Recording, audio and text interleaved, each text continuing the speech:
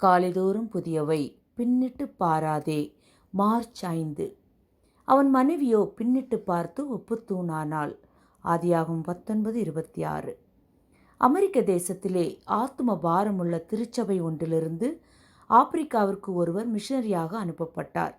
அநேக நாட்கள் பயணத்திற்கு பின் ஆப்பிரிக்காவின் எல்லைப் பகுதியை அடைந்தார். அங்கிருந்த ஒரு துடுப்பு படகு மூலம் மக்கள் வாழும் பகுதியை நோக்கி சென்றார். மாலை மயங்கும் நேரம். அங்குள்ள மக்கள் மிக்க ஆரவாரத்தோடு மனிதர்களை சமைத்து சாப்பிட்டு கொண்டிருந்தனர். அதை கண்டு அவரது உள்ளம் பயத்தில் உறைந்து போனது. இருப்பினும் தான் அனுப்பப்பட்டதன் நோக்கத்தை கண்முன் நிறுத்தி படகில் முன்னேறினார். பின் ஒரு இடத்தில் இறங்கி படகை கட்டிவிட்டு சென்றார். ஊழியம் செய்ய ஆரம்பித்தார். வருடங்கள் உருண்டோடின. ஊழியத்தின் பலனை காண முடியவில்லை. மக்களிடமுள்ள நிர்வசாரமும் நீங்கவில்லை. ஒரு நாள் மிகவும் சோர்வுற்றவராக அடர்ந்த காட்டுக்குள் சென்று கதறி அழுதார்.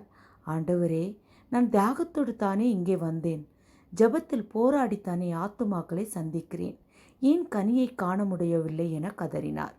கதறலுக்கு நடுவே ஒரு மெல்லிய சத்தத்தை உள்ளத்தில் உணர்ந்தார். மகனே, நீ தியாகத்தோடும் ஜெபத்தோடும் தான் ஊழியம் செய்கிறாய். ஆனால் உன் நம்பிக்கையை எங்கு வைத்திருக்கிறாய்?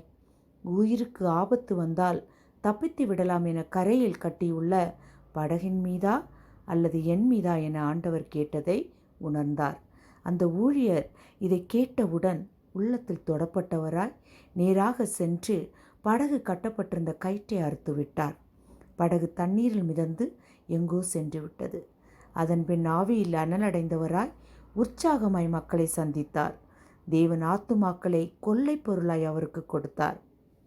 எலியா தீர்க்கதரிசியின் மூலம் ஊழிய அழைப்பை பெற்ற எலிசா அதுவரை தன் வாழ்வின் ஆதாரத்திற்கு நம்பிக்கையாக இருந்த ஏர்மாடுகளை தனக்கென வைத்து கொள்ளாமல் ஜனங்களுக்கு அதை கொடுத்துவிட்டு எலியாவின் பின் சென்றான் என 1 ராஜாக்கள் 19ஆம் அதிகாரத்தில் வாசிக்கிறோம்.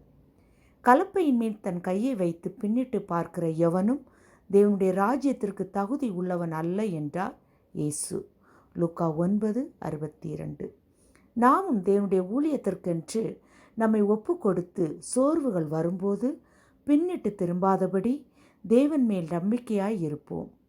லூத்தின் மனைவியை நினைத்து கொள்ளுவோம். ஜெபம்.